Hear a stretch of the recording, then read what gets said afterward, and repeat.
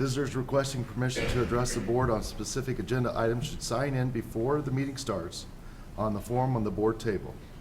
The board requests discussion time limit of 3 minutes on any specific agenda item, and we ask visitors to make only one appearance per item. We ask those addressing the board to speak from the podium and to state their name and address. Board Policy 0167.3 dictates that personnel issues will not be addressed. Concerns about individual employees of the district should be brought to the superintendent or designee. The meeting site is fully accessible.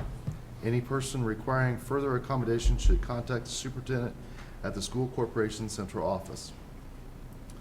The Board of Trustees respectfully requests those guests and visitors in attendance to be courteous and silence their cell phone. As is customary, we always start our meeting with a prayer. Liz, prayer, Sure. please. You bow with me, please. Dear Heavenly Father, we thank you for the opportunity to gather here this evening to do the work of the school district. We pray that you would guide and direct our decisions, that we would make the best decisions for our community, our students, staff, and all those involved. We pray this in Jesus' name. Amen. Amen. We do have a quorum here, but we do need to pledge allegiance. Lisa, could you lead us with that, please? I pledge allegiance to the flag of the United States of America and to the republic for which it stands, one nation, under God, indivisible, with liberty and justice for all.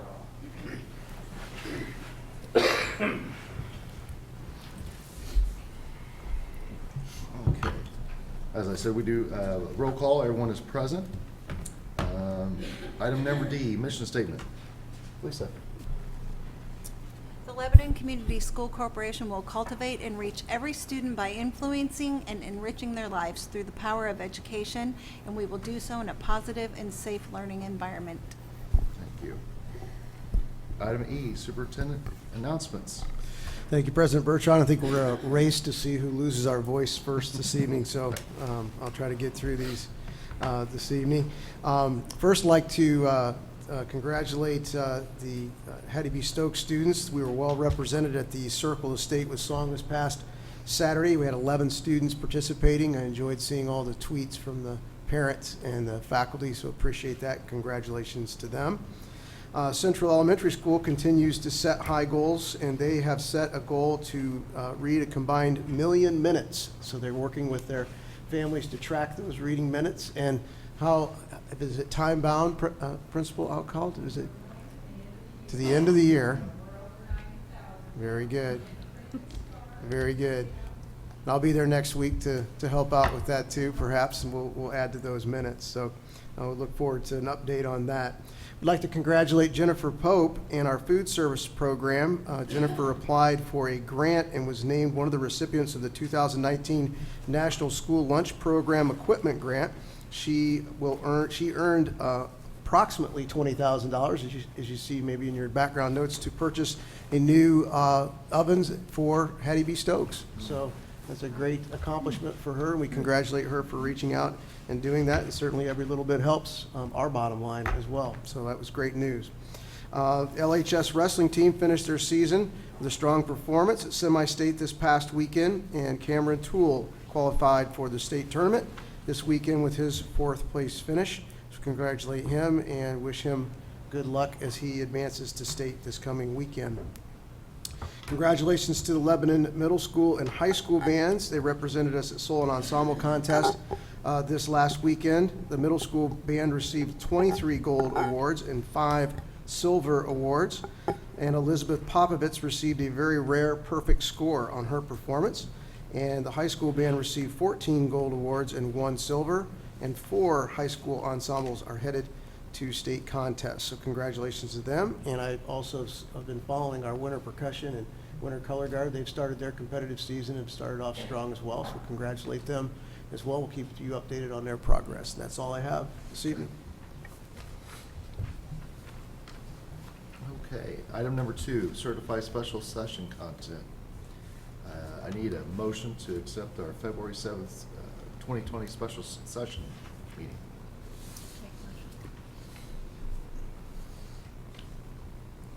Second? A second. Questions about that? All those in favor of certify our special session meeting on February 7th, signify by saying aye. Aye. Those opposed? Motion passes. Item number 3, approval of our minutes for the January 21st, 2020 regular scheduled meeting. I need a motion for that, please. I'll make the motion. Second? I'll second. Questions about our minutes on January 21st? All those in favor signify by saying aye. Aye. Those opposed? Motion passes. Item number 4, audience and visitors. We have none. And item number 5, Tiger Pride employee, Dr. Millman. Thank you, President Birch. I'm going to turn the podium over to Ms. Totterud. She's standing in for Ms. Scott this evening. The illness has caught their family as well, so and we thank her for standing in this evening. Thank you. So tonight we have the certified or the classified staff Tiger Pride Champion. This is an award given by supervisors, directors, administrators who can nominate classified staff to be recognized bi-monthly. Nominees have worked a minimum of 6 months for the district and demonstrate pride in their day-to-day work. Classified employees may be nominated more than once during their time as an employee. Our first recipient is Patricia Darlene Michaels.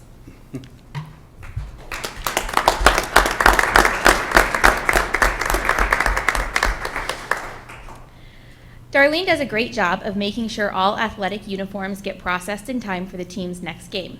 She voluntarily works evenings and weekends to turn over the uniforms in a short time frame. She also pitches in and helps the day custodians at the high school and middle school for whatever is needed. She works hard to maintain her dependability at work. It is nice to have someone that can manage their responsibilities and work well with others to achieve the goals of the team and meet the needs of our customers. Congratulations.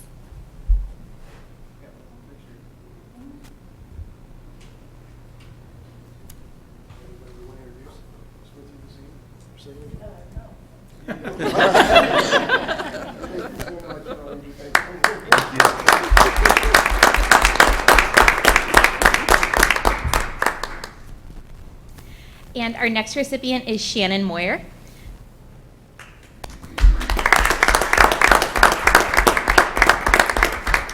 Always positive, willing, and ready to help students and staff members, consistently flexible and adaptable to change, a team player who provides leadership and support to her colleagues, that's Shannon Moyer, our Central Elementary instructional assistant. Shannon brings a depth of educational experience to her role as an instructional assistant. As an Ohio native and a great fan of the Ohio State University, Shannon served as a 5th grade teacher at schools in Ohio and Pennsylvania before she and her husband moved to Zionsville. Mrs. Moyer joined our staff as an instructional assistant in the Media Center and Technology Lab in 2016. Mrs. Moyer's fun-loving nature and great sense of humor provides a warm, nurturing learning environment that supports student learning and allows her to create positive relationships with students. Media Center and Computer Technology Lab are among the favorite specials classes mentioned by her students. Mrs. Moyer never hesitates to step up and provide support where needed and has the Leader in Me mission of Central Elementary in her heart as she makes a positive contribution to our school culture every day. Congratulations.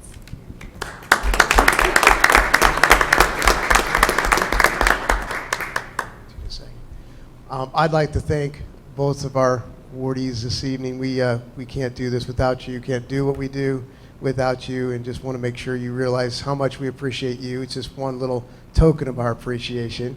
I gave Darlene an opportunity to take the microphone. She did, and I'm going to ask Shannon if she wants to introduce anybody she may have with her this evening. Thank you. First, I'd like to thank Mrs. Zalkout for a really nice recognition of my service at Central. Thank you. And it's easy to work at Central. Great staff, great students, great families. So my 4 years at Central have been amazing, so it's easy to go to work, so I appreciate that. And my IA friend, Jill Barber, is here this evening to help me out. She's my partner in crime. And of course, my husband, Chris Moyer, is here tonight too, so thank you. Thank you very much. Thanks. Thank you.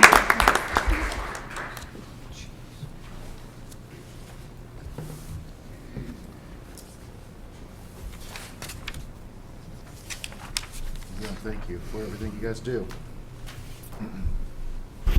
Item number 6, a consent agenda for routine business matters. Mr. Tate. Yes, my pleasure to report to the board and the community this evening our monthly financial report. As of the end of January, the Education Fund has expended 5.97% of the budget, Operations Fund at 6.25% of the budget. At this time, I'd ask for approval of claims numbered 50526 through 50745, and the payrolls dated January 24th and February 7th of 2020. The claims total $1,941,691.72. The payrolls total $1,666,062.34 for a total of $3,607,754.06. Request approval of the claims and the payrolls, please. Board, I need a motion to pay our bills and pay our employees. Make the motion. I'll second.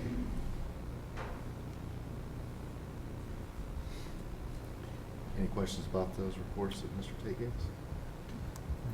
All those in favor of our routine business matters, especially the financial report as of January 31st, 2020, and approve the claims and payments of 50526 through 50745, and payrolls for January 24th and February 7th, signify by saying aye.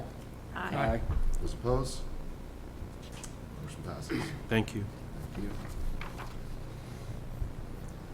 Item number 7, agenda for routine staff matters. Dr. Miller. Thank you, Mr. Bertrand.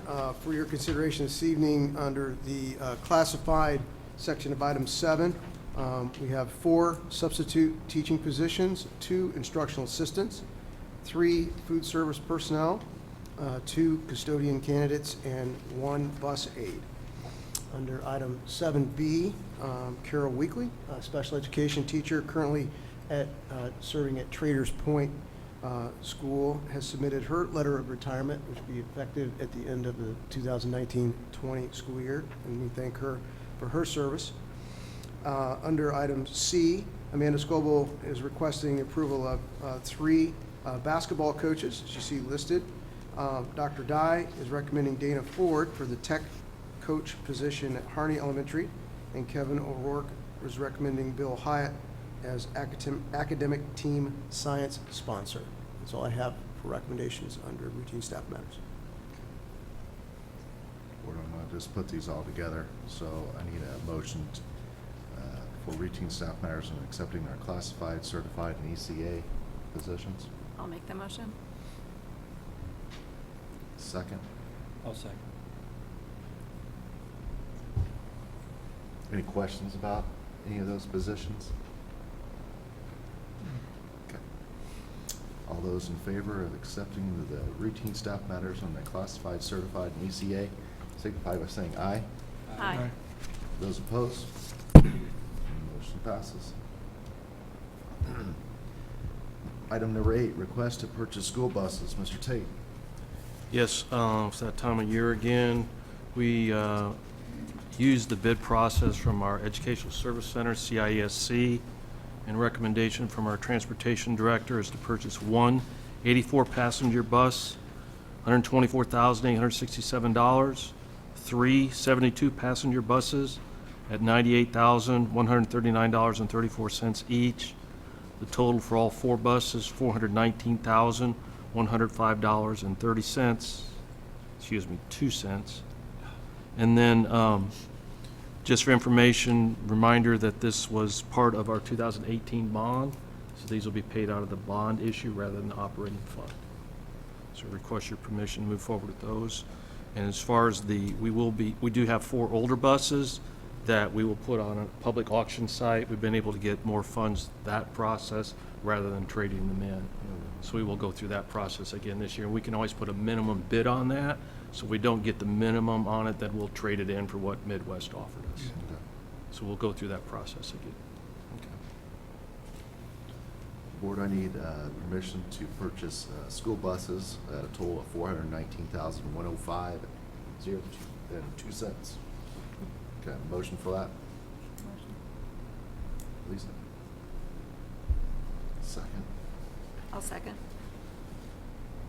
Any questions about those buses? I just have a question in light of that recent school bus crash, that Yes. horrible one that you probably saw on the news. Yes. Have you heard from manufacturers if they're looking at the whole seatbelt issue? And if so, how does that impact buses that have already been purchased if that becomes mandatory? This is kind of, seems like it comes up every year, all the time. And I'm not being critical of it. It is something that keeps reoccurring. There are some school corporations that have started putting those in there as they start purchasing the buses. A couple school corporations have received grants and then installed them on their whole fleet, the old ones and the new ones. There's different varying opinions on whether they are appropriate, whether they're safe or they're not safe. We've not gone that route at this time to put seatbelts in. But it is possible to add them later if that's needed. The best time to do it is when you purchase them, because then it's coming through the manufacturing line and they're installing them. It's a lot more work and labor intensive to go back and put them on. I think didn't we get a quote a few years back about how much it was gonna cost to retro? I think we talked, the big thing that we came up with then is that who's gonna police 70-some students on the bus that they're locked in. So we've provided it for them, but then we didn't make sure that they put it on. And that's a big thing that I think I've read some articles on with the school corporation. I think it's a great idea, but And there's the opinion that, if something did happen, let's say it's not an overturned bus, but they need to get out, and you've got these little kids that are buckled in, and they can't get out, and there's no one to help them get out. And there is a lot of, padding already, and they're in a restrained area. But yeah, if it flips, you got things that happen that are not good.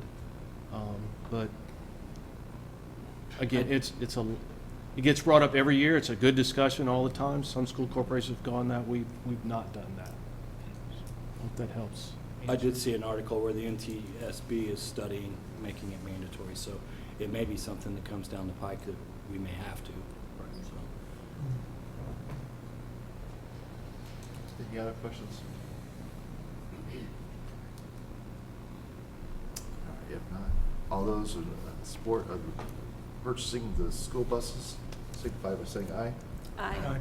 Those opposed? Motion passes. Thank you. Thank you. Request approval for master lease purchase agreement with Apple Financial. Mr. Tate. Yes, the board's already approved the purchase of MacBooks for the high school students and the staff, along with a 3-year support program for that. So I'm now asking approval to lease this through Apple Inc., and that is included in your background notes as Exhibit G. This is the same company we've used prior to this. The payment schedule is on the back of that as part of Exhibit A. So I'm asking approval to move forward with this lease.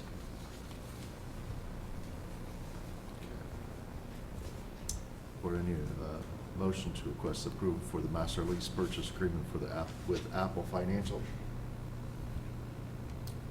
I'll make a motion. Second. I'll second. Questions about this?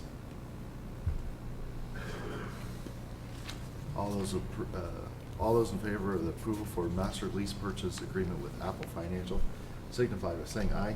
Aye. Those opposed? Motion passes. Thank you. Item number 10, request approval of contract for flooring project at Hattie B. Stokes Elementary.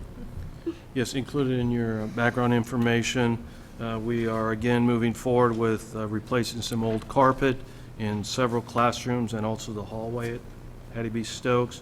3 bids were obtained from Mr. Davids, By-Right Flooring, and Jack Laurie Group. I'd like to award the contract to Jack Laurie Group at $88,290.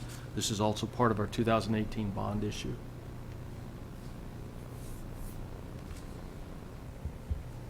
Board, I need a motion to request the approval of contract for flooring project at Hattie B. Stokes with Jack Laurie Group.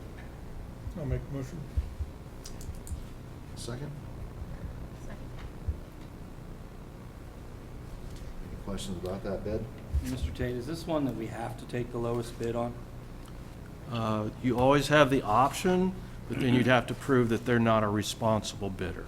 I mean, a local company that, Jack Laurie has done work for us before, and we've had good success with them, so I'd have a real difficult time indicating they were not a responsible bidder.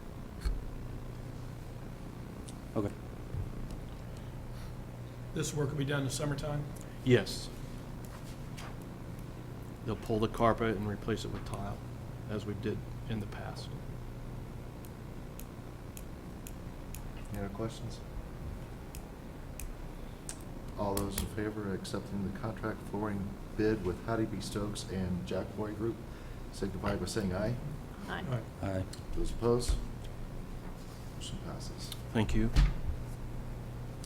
Item number 11, Schmidt, presentation for potential 2020 projects.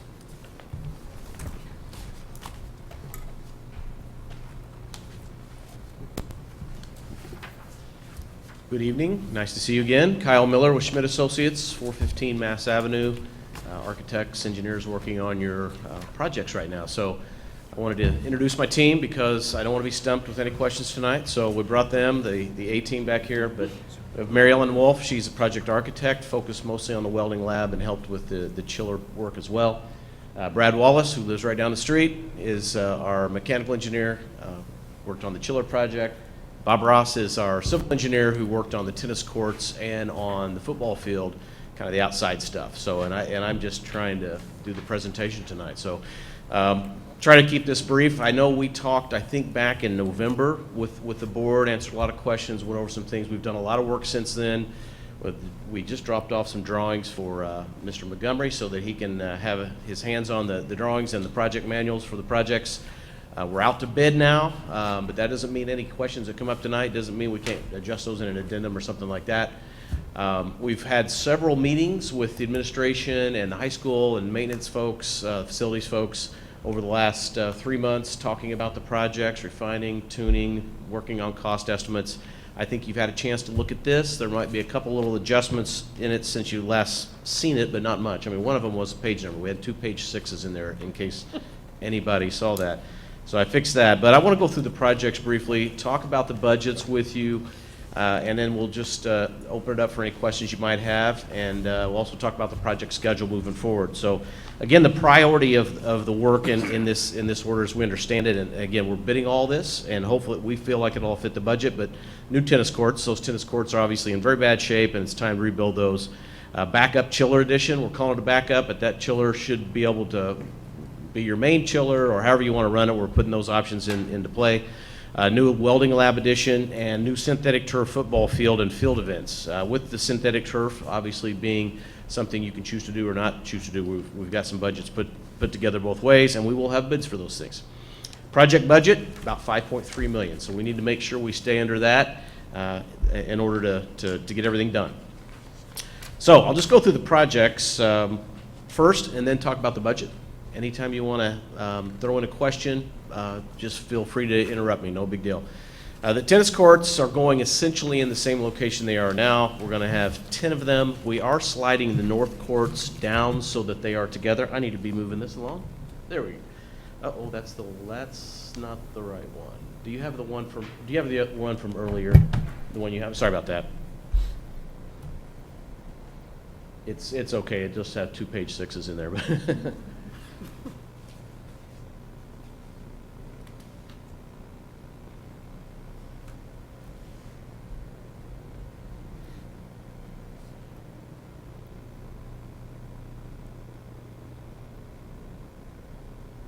Or if you have the flash drive, I can point out the one. I think we just opened up the wrong one. This one?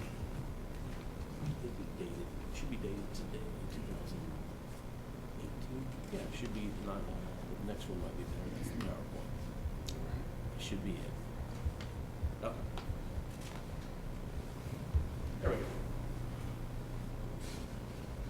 go. Okay, this is it.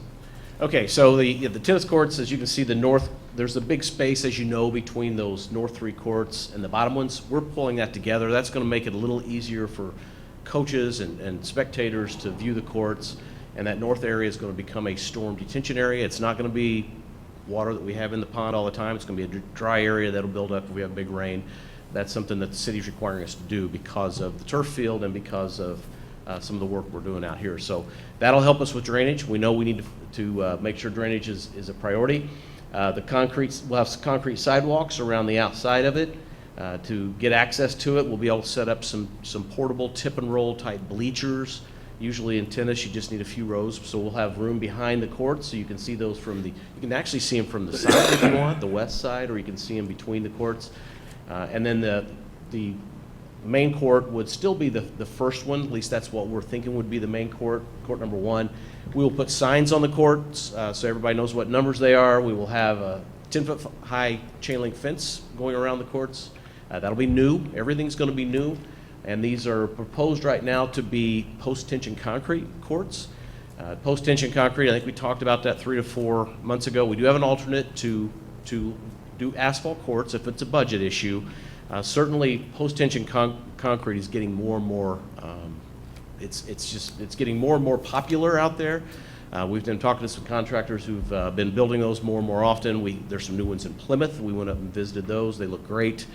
They don't crack like asphalt courts. They can get some shrinkage cracking going on because concrete will do that, but it's minimal. It doesn't get nearly as wide as what you're going to get on the asphalt courts, as you can see. And they also last longer. Maintenance is much less. They say they can last up to 25, 30 years. You just have to recoat. It allows for better grading of the courts because you want to make sure you slope them off, but you don't want them to be too steep because you've got to play on them. But asphalt courts, a little tougher to do that. Concrete, you can fine-tune that grading so that you don't leave little potholes and things like that. So just a real advantage to it. We think that we're going to start to see more and more projects go in that direction. And as I said, we'll have an option for asphalt on bid day if you choose to go that route. So new net posts, new latex surfacing, and new electrical service. The electrical service out there is pretty antiquated, so we're putting in the base bid to replace that and to put in new lights. So that's something we've got put into the base bid of the project as well. Those would be new LED lights for the tennis courts. And then some electrical outlets on the end of the courts so you can plug in the ball machines, so on and so forth. With that, You said this concrete, it's getting more popular, and there's this one in Plymouth, and where is it getting popular at? there's Bob, chime in here, but there's some that were just built in Austin, Texas, I think in Iowa, Illinois, and we'd be glad to get you a list of them if that helps. We haven't seen too many in Indiana yet. Indiana typically seems to be behind most folks in getting things done, but the American Sports Builders Association, who is kind of the sanctioned design, kind of the sanctioned body for what we design to, they recommend post-tension concrete courts as the #1 way to build tennis courts. And then the USTA, United States Tennis Association, also has in their manual building tennis courts as a post-tension concrete as a method of doing that. We get our details from them. So it's definitely something that the sanctioning bodies are backing these days. But we'd be glad to get you a list of where there's been more of these done. And do you know, are there some in existence that have been played on for years, or are they all very new? Yeah, according to the article that I just pulled it off today, there's some that have been around for several years. Okay. So yeah, and we can probably get that list together too, so you can kind of see it. It'd be good to have more information on Yep. that. That's something we talked about a couple of weeks ago, just that we're not even sure how to make that Right. decision. Right, got you. Is it Yeah. worth the extra money? Exactly, and we can help you with that. I think we can Yeah. probably put together kind of a pros cons list, with concrete versus asphalt. One of them's going to be, where the prices come in. So we may know on bid day, wow, this is not going to work, or wow, this looks like something we ought to look into a little bit more. So we can gather some more information on that. Anything else on the tennis courts for now? So this retention pond that's going to be on the north end, have you got any size or depth on it? Yeah, it's probably, 3 or 4 feet deep? Very gradual, you'll be able to mow it. We did put enough slope on the bottom of it so it'll drain through, but it is a detention area. So it'll be the first area that gets rain. It may stay a little damp for a little bit, but the idea is for it to be grass so that you can mow it. And it's really takes in most of the area. It takes in about the same amount of area as 3 tennis courts. and it'll have a gradual slope down to it with one pipe coming in and one pipe going out their side. And that'll also connect to the football field. So when you have this in, whether you do synthetic turf now or whether you do it in the future, this detention area will be there. It'll be approved by the city so that you don't have to do that in the future. And then it'll dump into the city storm sewer? Ultimately, yes. It comes to, Bob, it drains west, right? And then down west of the courts? It comes, yeah, it goes west and then goes north through the pond, back down south on the east side, technically west of the road there. Yeah, so it'll drain into the existing city system, and so we'll have to make sure that we don't send the water too fast. That's the whole idea of this, is to hold it, to let the water out slowly. So, and the city's got a consultant that we've been talking to, Burke Engineering, that reviews all those calculations, so we'll have to make sure we follow the rules with them. So that's what we've been working on.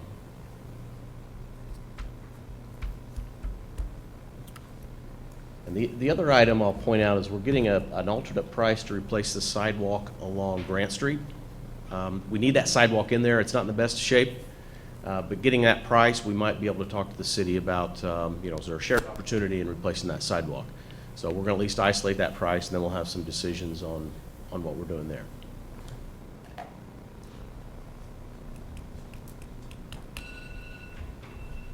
Okay, I'll move on to the chiller, but certainly if there's anything else that comes to mind, come back. And I'm going to keep this brief because I know that Brad knows the chiller better than me, but basically we need to put a new chiller in. This chiller is going to be generally in the same location as the other chiller. That's 3 modular chillers that we have now. Yep.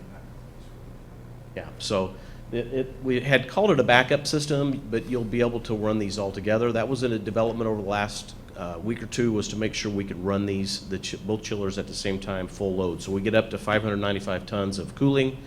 So that's one of the changes we've made. It adjusted the cost a little bit, but in talking with facilities folks, that's the way we need to go on this.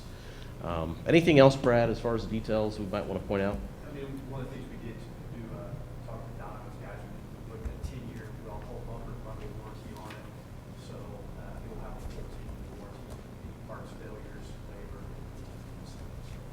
We wrote that in the specs as a requirement of the base bid to put It that in. says options include, so can you get more than a 10-year? 10-year was the max. Is it? that we offer. Okay. Usually it's a 1 year. They would go out to 10 years.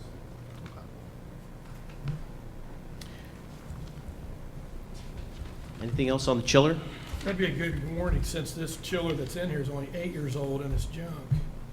You know, because this chiller was put in when we remodeled, right? Yes. And we're doing it again, I believe right? that's right, yes. Yeah, it was. So this isn't gonna be an occurring thing every 8 years, is it?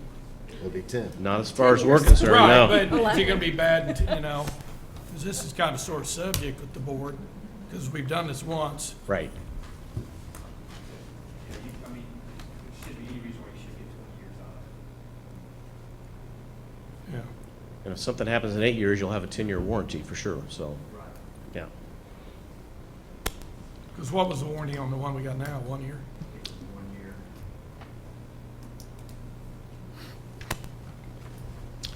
Do we, when there's a removal of that old chiller, do we get anything back on that? Well, I've actually forwarded that to Don and his guys. I know there's a company, they actually reached out to us, we get a junk email, and they're on Fort Wayne, and they actually go in and buy used equipment. Yeah. So the guy emailed me just about a week ago, and I actually responded back to him and said, hey, we might have a project for you guys. So I know they were going to contact you guys. See what it was. Okay. All right. So you say we don't throw the dumpster, that's not gonna happen. I think you're gonna get something like. Right. Yeah. Cycle cost. Because what's gonna be the big difference between this new one and what we got? I mean, what's, The one that you have now is a 350-ton regular centrifugal chiller. What we're replacing are the 3 heat recovery chillers. Just haven't worked right for the one. So the new ones we're going are modular. So they're 85 tons each. So if we take all of them, you go with 7 of them, you basically got 14 compressors, so we'll be able to stage those. I think one of the biggest things that will help you guys is your peak demand on your electric bills and stuff. When the big store takes on, you guys get some peak demands of $20,000 to $25,000 a month. With this thing, we can actually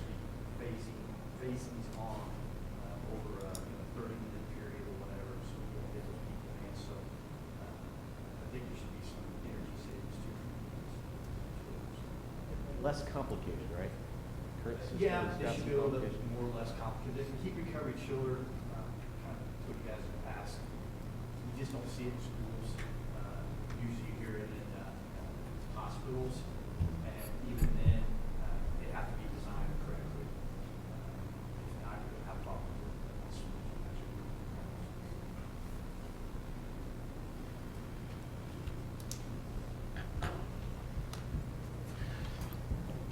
Okay, let me keep things moving here. The new welding lab.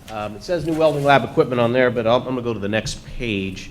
That is an interior view, I guess, on, hold on a second here. That's an interior view of the drawing we put together that is actually of the design of the new welding lab. And then on page 6, you can see the space design there. It's about, I think it's about 1,700 square feet, something like that, Mary Ellen, in that range, but it's got 10 new bays, 5 feet each. I think you can see the electrical room is to the northwest there. That's an existing room. Then we got chemical storage rooms to the southwest. The existing welding lab, we're really just leaving that space kind of as is. So it's going to be an area that you could do what you want to with it, but we're really not spending a lot of money in there. We're really just building the new welding lab. We're enclosing that, the dust collection equipment area outside. We initially were looking to make a connection to the greenhouse. That was getting expensive, causing some exiting and code issues. So what we're going to do is enclose that area just to the east with a fence, so you can get access in there, but it also secures that area up. So when students are walking from the existing welding room out to the greenhouse, they will be secure with the fence there. So that's part of what we got included in the project. We have an overhead door that goes into that area for unloading, loading. We have a passage door as well.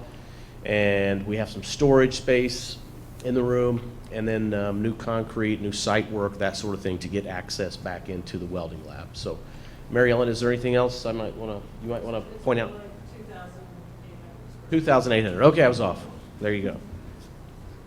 And this is the welding lab we went to look at Ivy Tech Columbus, and we've been working with Mr. Dardini on the design. He made that trip. He's been in several of our meetings, and we've shared information about what kind of equipment to put in there and that sort of thing. So we've been working with him on that. But these are some photos of some similar type things that we're doing for your welding lab that they did down in Ivy Tech Columbus, which is another project that we designed within the last few years.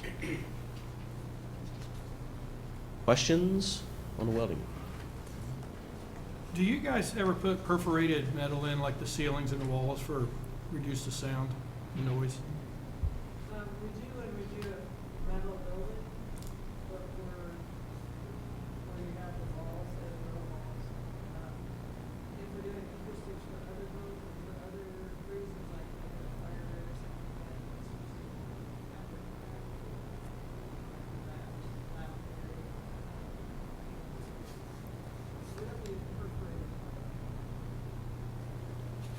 We have used them before. I know one school in Indianapolis, we put them on the wall for sound attenuation, just panels, not really a ceiling or anything like that, but we have used those before. I remember them being sharp. That was one of the concerns, but they were up high, so they really weren't an issue for that. But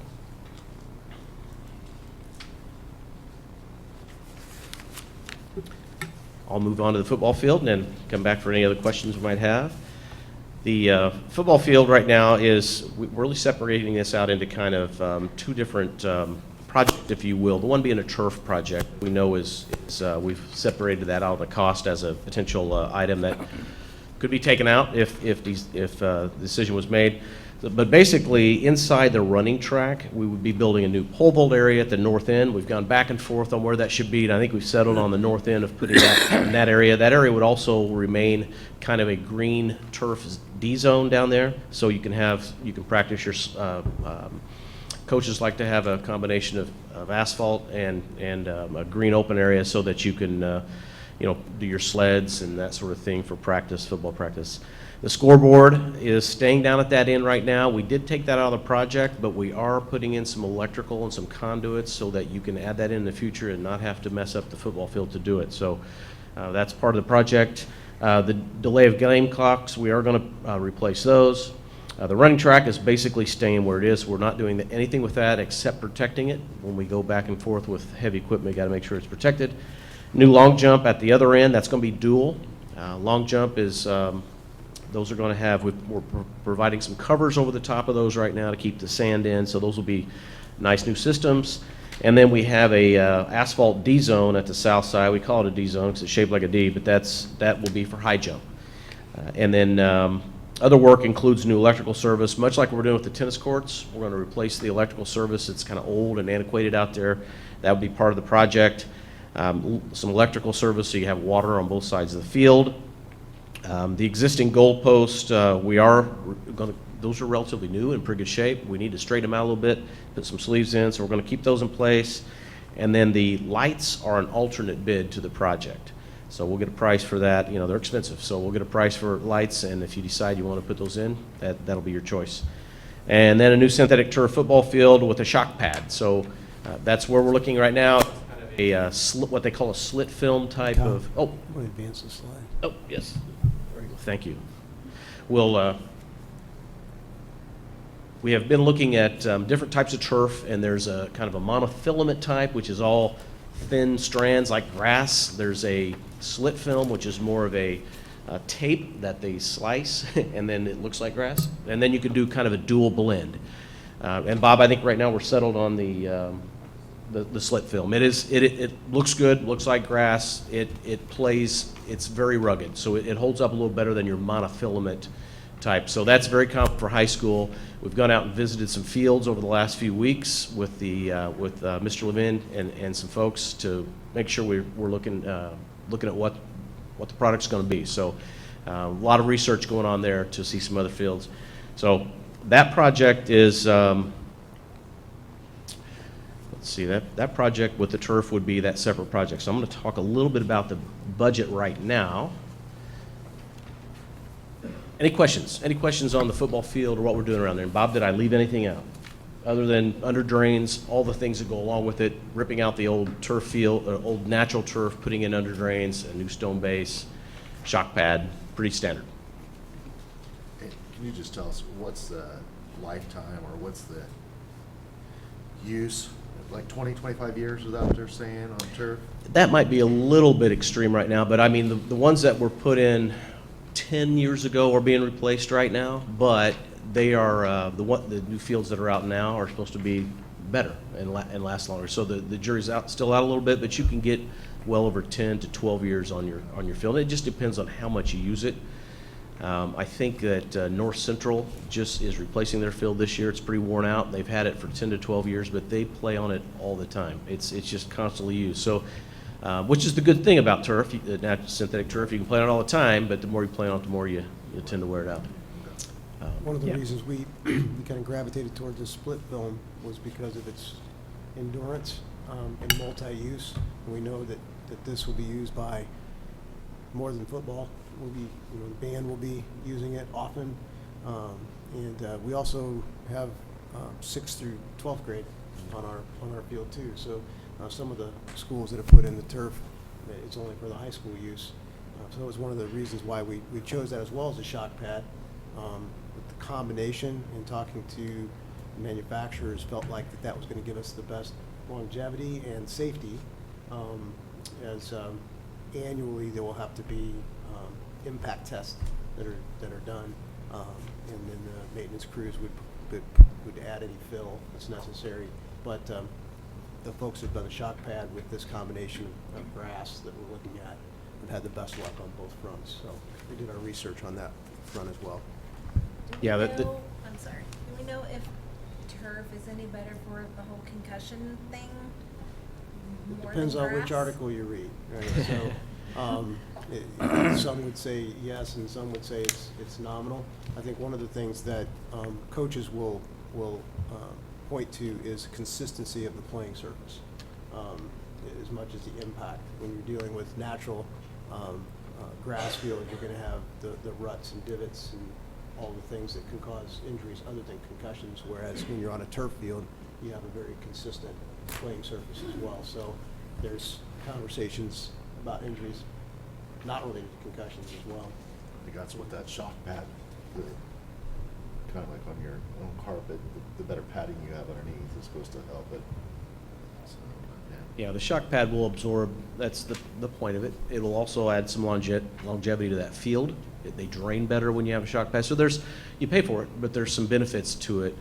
And then as far as the concussions and that sort of thing, I mean, a synthetic turf field, as long as you do your tests, like Dr. Millen was saying, and doing your hammer test and all those things, make sure you're keeping your Gmax down, the field where it's supposed to be in that level, you'll be fine. I mean, there's some natural grass fields that if you're playing in December or whatever and they freeze, you can't do anything about that. They get harder and more of a Gmax. So you just need, if you maintain your field, it'll be fine. And I think most of concussions on a football field, now you can hit the ground and have them, but most of them are player to player, well into the 80% or so. But yeah, a well-maintained synthetic turf field is, And what is maintenance on it?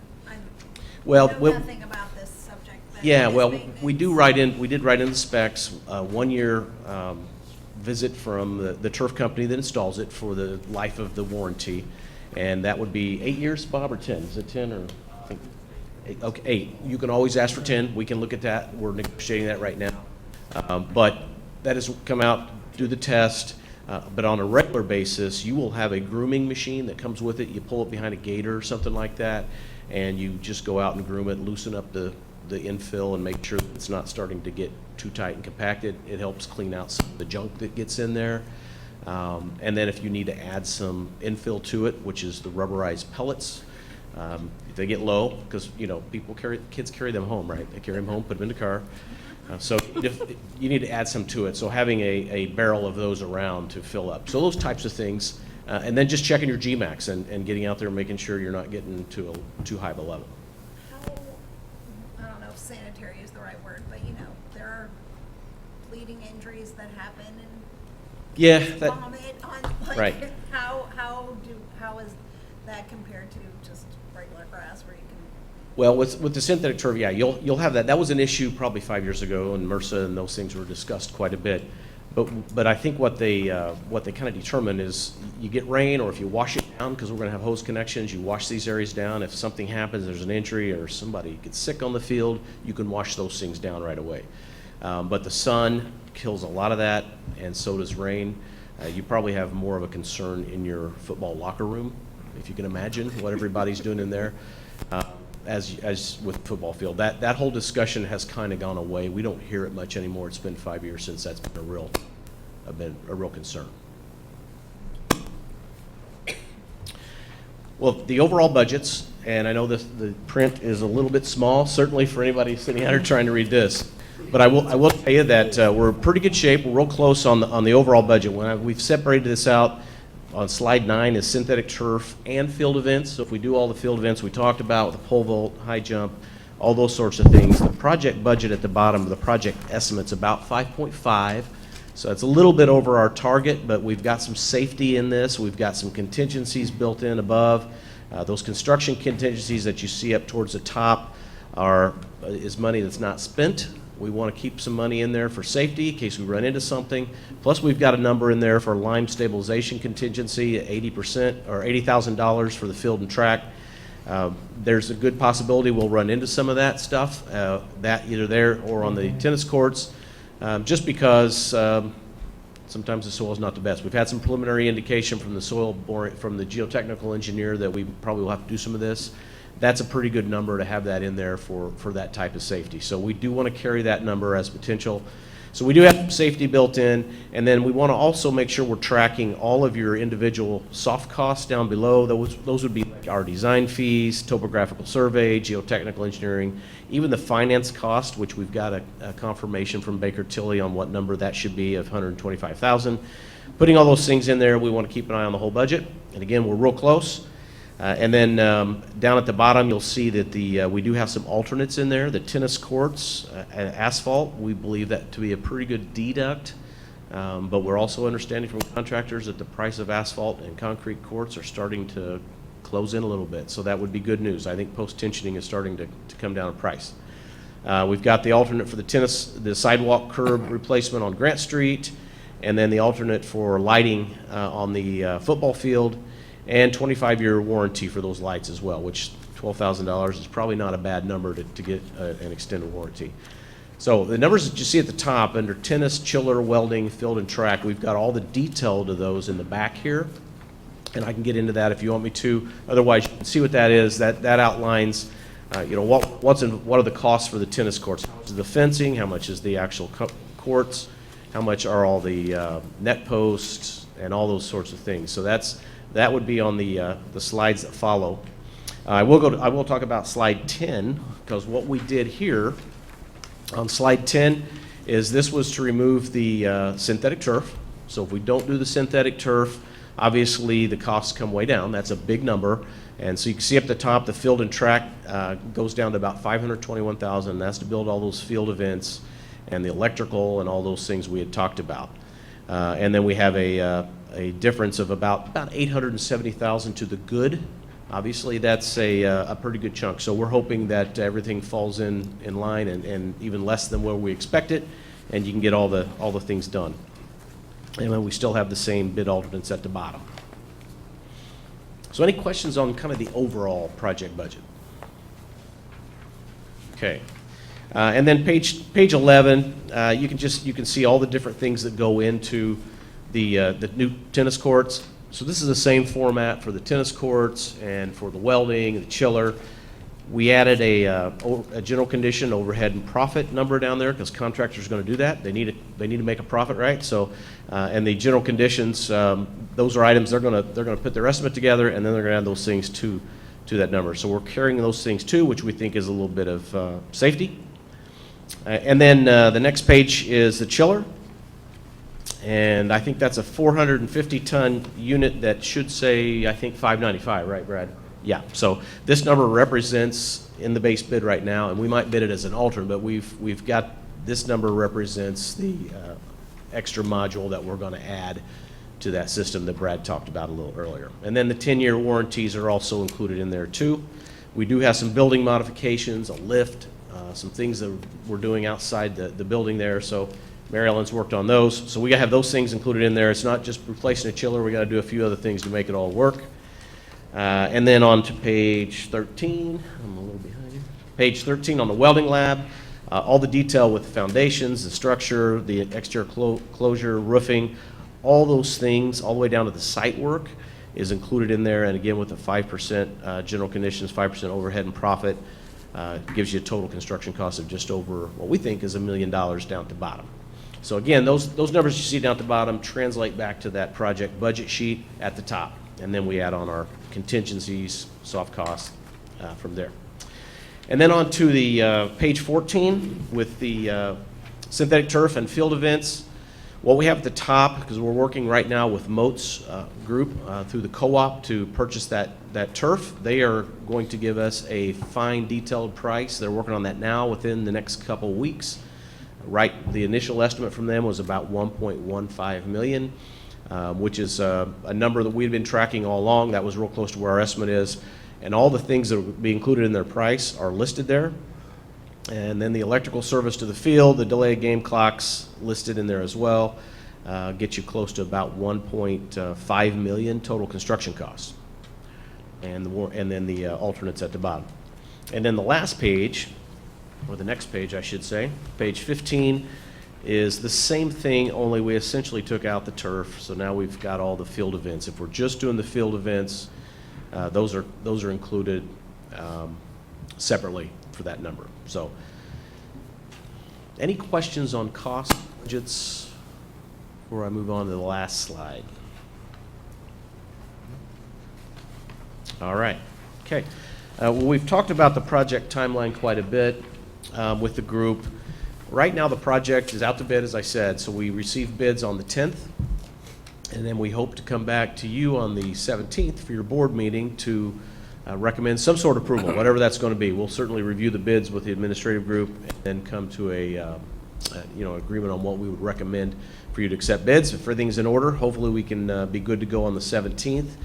Right after that meeting, we would basically issue notice to proceed, get contracts together for the various contractors. The way we're setting it up right now is we have the tennis, chiller, labs as 3 independent contractors, but we're also giving contractors an opportunity to bid as a combined bid. If somebody wants to do all 3 of those, they might be able to give you a better price for that. But we do see these as really three distinctly different contractors: a site contractor, a general contractor, and a mechanical contractor. So we would expect to see three different prime contractors on these. And they're basically in different areas. And then, of course, the football field would, right now we're looking at the Moats Group through a co-op. So construction-wise, we would start the tennis. We talked about, let's make sure we get the spring tennis over with. We can always shift this, but right now that's the discussion, is let's get spring tennis over with, start construction around the end of May, and have that ready by the end of September. That's 4 months. It's pretty aggressive, but we think that can work. We haven't heard any feedback from contractors that are bidding the project that can't happen yet, but we will. If they have a problem with it, they'll let us know. That way we can have the sectionals at home for fall tennis, and I think that'd be a nice way to break in the new court. So that's the tennis schedule. The chiller edition, we would issue the notice to proceed right away to order equipment. It takes a long time to get that equipment. It could take 3 months, but we really don't want to take it out of service in the summer when you need your HVAC. So we would probably do that work more in the fall. That's something we went back and forth about with quite a bit, but that work would be done in the fall and probably completed by end of January, something like that. Certainly ready for spring.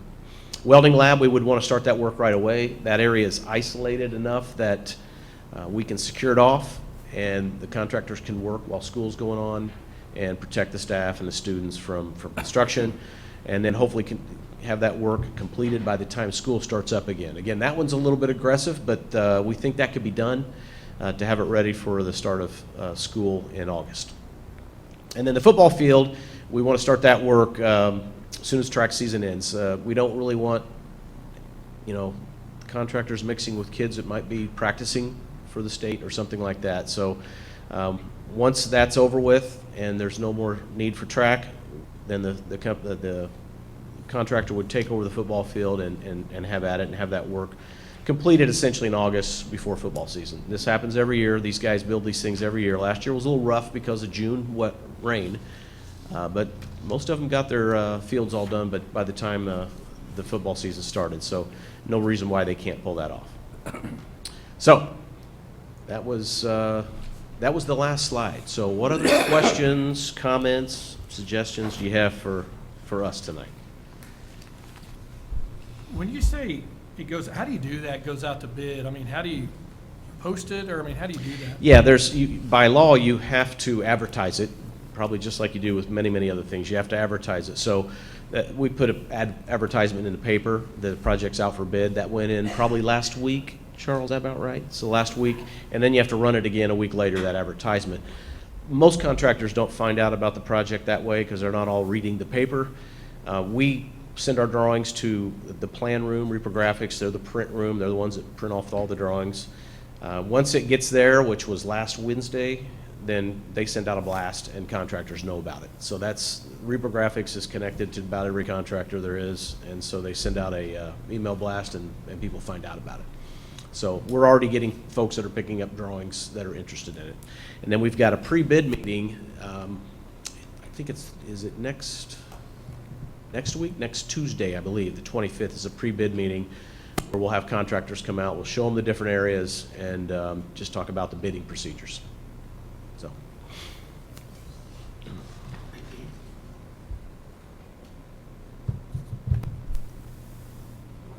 Anything else for now?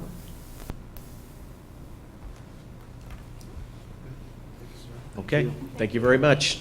See you next time. Yep.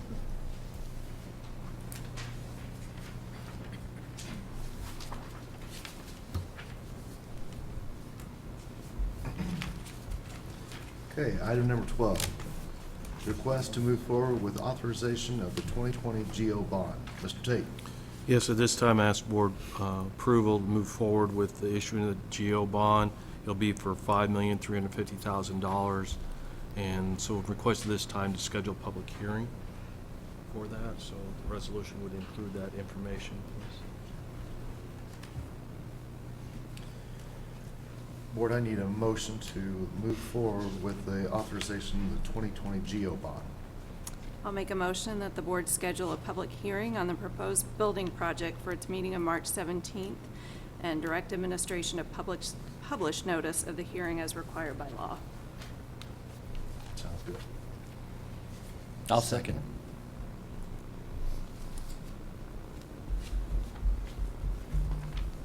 Any questions about that?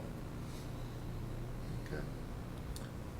All those in favor of the moving forward with the authorization of the 2020 GO bond signify by saying aye. Aye. Those opposed? It's approved. Thank you. Thank you for reading that. Sure. Oh, no, that was off the cuff. Yeah, I know. I just- Yeah. Item number 13, second reading of policy updates. Dr. Millman. Thank you, Mr. Bertrand. I will save both your and my voice if it's okay with you, and just mention that the long list of second reading policies are there, and Mrs. Beltran will make sure that that's reflected in the minutes for those who may be interested out there of what you're acting on this evening, but we have several policies for your consideration this evening. Board, I need a motion to accept the second reading of the policy updates.